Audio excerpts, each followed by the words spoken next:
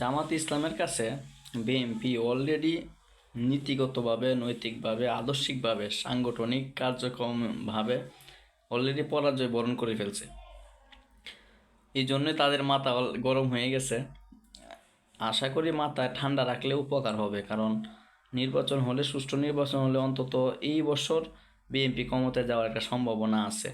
আর যদি তারা মাথা গরম করে ফেলে, যেভাবে চাঁদাবাজি হচ্ছে, আর এইভাবে মাথা গরম করে যদি কারো পিছনে আঙ্গুল দেয়, তাহলে বিএনপির কিন্তু আসলেই অবস্থা খারাপ হয়ে যাবে। কারণ তারা নীতি নৈতিকভাবে অলরেডি বাংলাদেশের জনগণের কাছে পরাজয় হয়ে গেছে। কারণ মানুষ ভাবছিল আওয়ামী লীগ যে খারাপ কাজগুলো করছে এটা বিএনপির ছেলেপেলেদের দ্বারা হবে না, কিন্তু অলরেডি কী বলে অনাকাঙ্ক্ষিতভাবে কিন্তু এই ঘটনাগুলি হচ্ছে।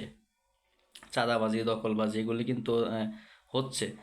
তো নীতিগতভাবে, নৈতিকভাবে অলরেডি জামাতে ইসলামের কাছে বিএনপির কিন্তু পরাজয় হয়ে গেছে।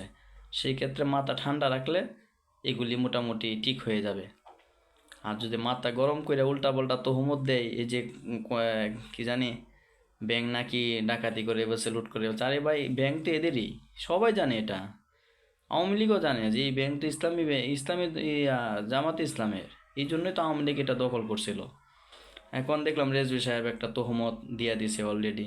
আসলে মানুষকে যদি অন্যের সমালোচনা করতে হয়, তাহলে যেটা সঠিক সেটা নিয়ে করলে ঠিক আছে, কিন্তু একদম তহমত দিয়া একদম সহজ জিনিস যেটা সবাই জানে বুঝে, যেটা সঠিক, এটাকে শুধু শুধু গোলাপানি করার কোনো দরকার নাই।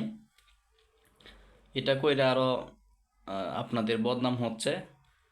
সামনে যে আশাটা ছিল আপনাদের ক্ষমতায় আসার, সেটা আরও পথ, কি বলে, যে পথ আরও আপনাদের জন্য কঠিন হয়ে যাবে। কারণ মানুষ কিন্তু এগুলি এখন আর পছন্দ করে না। যে এই চেতনার ব্যবসা আওয়ামী লীগ করতো, এই চেতনার ব্যবসা যদি এখন আবার বিএনপি শুরু করে দেয়, তাহলে কিন্তু মানুষ এটা কি বলে যে তীব্রভাবে প্রত্যাখ্যান করবে।